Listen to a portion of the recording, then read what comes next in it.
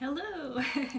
So I have a story about something that happened this week related to my CPAP. And in fact, I guess I will call this the saga of the CPAP. So I switched insurances from 2019 to 2020. And in the middle of that, I was doing a CPAP trial. And because my old insurance would not let me purchase a CPAP machine through insurance. And I asked them if I could or if there was any way to purchase it after 3 months, and they're like, no, you're not allowed. We will not cover you to purchase equipment because people buy these things and they don't use them. And I'm like, fine, okay. So what I ended up having to do was return that CPAP I was renting on the 30th of December before my insurance ran out. And it was really frustrating because I felt like from mid-December on, it was finally working. I was finally just able to put it on and fall asleep and stay asleep for a long time and not even really notice I was wearing it, and I was feeling more refreshed in the morning. And then, of course, as soon as I stopped using it, my body's like, oh hey, I don't remember how to breathe at night anymore. That's really weird. And I felt really terrible for the first few days. But I couldn't really do anything until January 1st when my new insurance kicked in, and I was able to get in contact with my doctors and start messaging them and ask for an appointment to see what I needed to do to get a new CPAP.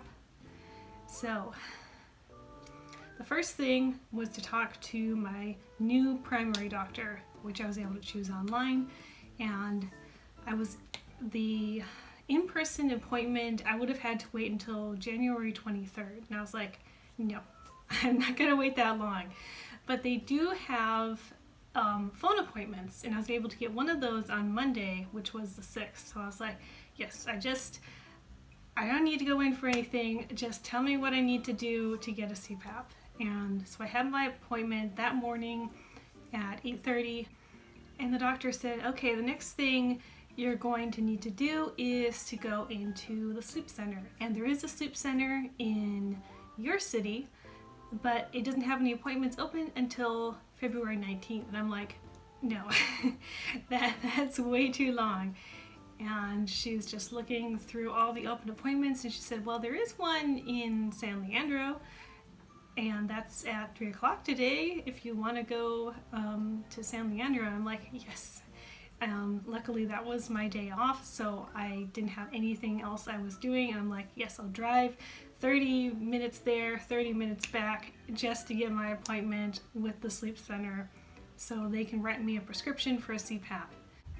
My doctor told me to try calling ahead of time to make sure I had all the paperwork, and I did try calling them, but they didn't pick up and they didn't answer me. So I just grabbed whatever I had, and at 3 o'clock I just got in my car and drove over, and I fought for parking because there was like no parking in the San Leandro Center, and I finally got there and I found the sleep center. It was really hard to find too.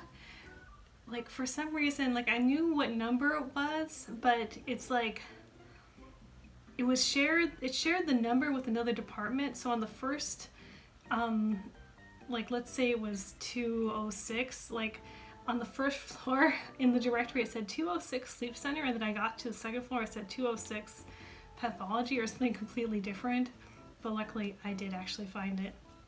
So I talked to them there, and it almost looked like I didn't have the right paperwork, which I didn't know what I needed because they didn't call me back. But then like I looked through it again, I was like, oh wait, is it this thing? And they're like, yes, it's that thing. And I'm like, sweet. Because otherwise there would have been absolutely no point in driving there. They gave me a file, a printed out prescription, and they said, okay, like this is what you need. And then it turned out my insurance didn't actually cover DME, which is durable medical equipment. And I'm like, I was sure, I thought that it did, but I was like, really? But luckily, some CPAP companies will give patients from this insurance a discount. So And then the doctor gave me a list of all the different places, suppliers that I could order from, and I found one where I could get like a $125 discount. So that was Monday night. I basically went on the web and looked at all these places, and I called some places in the afternoon after my appointment, and I narrowed it down to 2 suppliers that would both give me not only the CPAP machine, but a carrying case and some tubing for pretty reasonable prices. And I decided to go with one that would give me a new CPAP rather than going secondhand, because the place that would give me a new CPAP also had 1-day shipping, so I wouldn't have to wait for a week for it to arrive. Coincidentally, Monday was also the day my dad helped me put new hinges in my laptop because the old hinge broke, and so I did most of my research on my iPhone or by calling them, because I didn't actually have a computer that day, so that worked out really well. And I went on the website and I made my account, and this supplier will only give you a CPAP if you have a prescription from a doctor. You can't just purchase one just because you want one. Like, you have to have proof that a doctor confirmed you have sleep apnea and you need a CPAP to treat it. So I made my account, entered all my information, and then I was like, they want me to upload the prescription, but I only have a paper copy.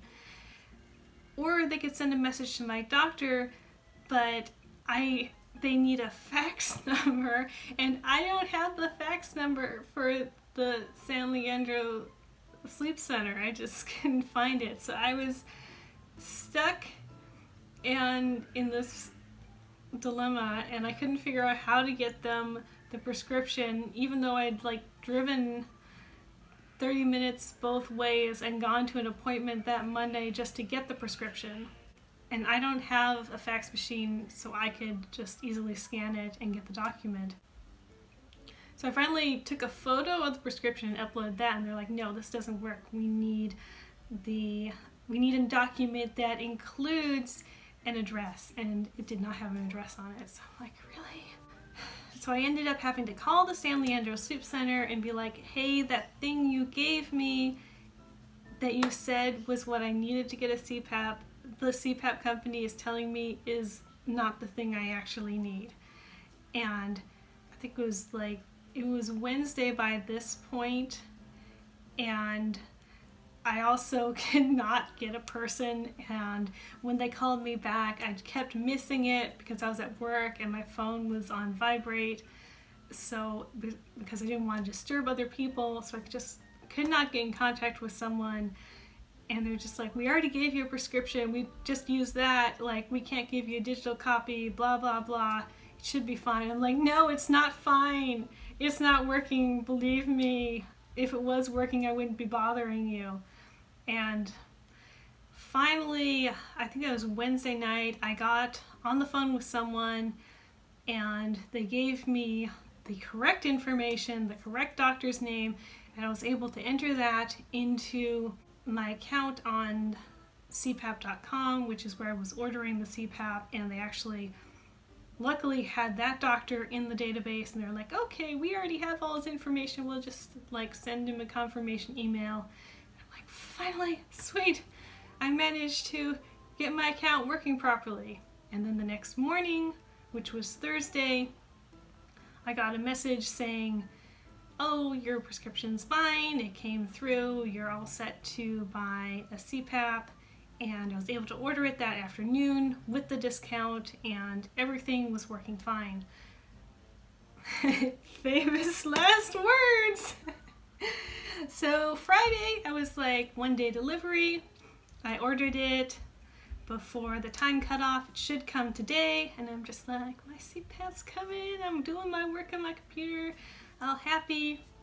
And around 2 o'clock, I decide to check in with my parents because I send it to their house, because their house is very easy to find compared to my apartment, and I didn't want the package to get left somewhere weird because the FedEx guy couldn't like get a key to get into the lobby or something weird like that. So I messaged my mom and I was like, hey, did the CPAP come yet by any chance? And she's like, nope, not yet, don't see anything, honey. And I went to check the package through the tracking information. So I went on the FedEx site and I was like, it says it was delivered an hour ago. That's weird. So I messaged my mom again and said, hey, can you check the porch one more time? FedEx says it was delivered. Maybe it came while you didn't see it. And she's like, no, there's nothing there. And I'm like, oh no. So I'm like, you're sure there's nothing there? And she's like, nope, nothing. And like FedEx was very clear that the package had been delivered and it was confirmed. I was like, no, how did this happen? How? So that afternoon, like, I was on the chat with FedEx and I was on the phone with them and I was like, it was not delivered. I don't know what happened. They're like, that courier has done that road for 10 years and he said it was delivered. I'm like, but it wasn't, and I'm sure there was someone there who was checking and would have noticed.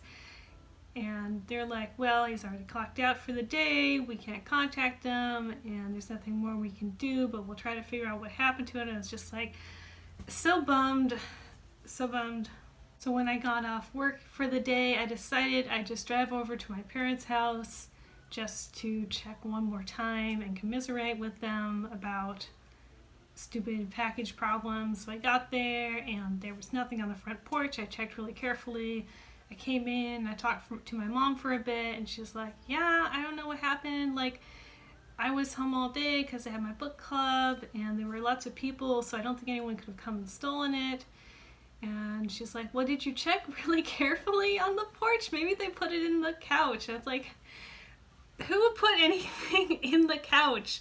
Like, the seat lifts up, but no one would, like, think to put a package there. And she's like, I don't know, I'm just trying to help. So, like, I went out, I checked the porch, nothing. Like, there was no space for a package there. And I'm like, whatever, that was stupid. I'm just gonna like walk to the house on the left and the house on the right and see if there's anything. So like I walked left, completely empty porch, there's no package. But I walked right and I was like, wait, what's that? There's a package on the house to the right of ours porch. And it looks about the right size. I'm like reading the label on the side. It's like, wait a sec, that says ResMed. That's my CPAP. What are the chances that they also ordered a ResMed CPAP? And I'm like, so angry. It was just sitting on these other people's porch all afternoon, and I was flipping out because I thought someone walked off with a $625 CPAP that I need because it's a medical device. I walked up to the porch trying not to look like a creepy package thief, and I looked at the label and it had my name and my address, my correct address on it. The delivery guy just screwed up and he completely read the house number wrong. And I rang the doorbell just to see if they were home so I could explain the situation, but they weren't. So I was just like, I don't even care. I don't care who thinks I'm a package thief. I know this is mine and it was supposed to come to a different address. So I grabbed the package, I took it back to my mom's house, and I carried it through and I was like, hey, look what I found on the neighbor's porch. And she was like, really? FedEx sucks. And we opened it and it was fine, and we turned it on and it was working fine. And I was just so relieved and so happy to finally get my CPAP. So in the end, it was a happy ending, but I just had to go through a lot of craziness and drama to get there.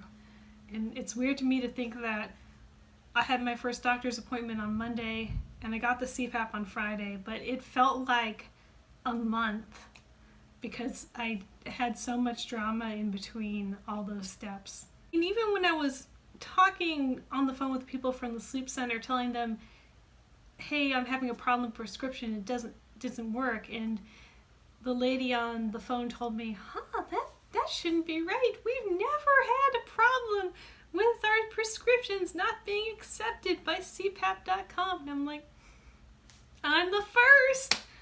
Lucky me. There's always a first. I've broken the record. So I guess I'm just very good at being the person that it happens to when it never happens to anyone. This is like my talent, to somehow mess up things that no one else has found a way to mess up. I guess I'm just lucky. I'm persistent because in spite of all of that nonsense, I still ended up with a CPAP that works and is exactly the one I wanted in 5 days, which is kind of an accomplishment. So anyway, that is my story of the CPAP journey this week. It was a very stressful and wild journey, but in the end, so far it has a happy ending, so I am overall satisfied with the way things turned out. And thank you for watching.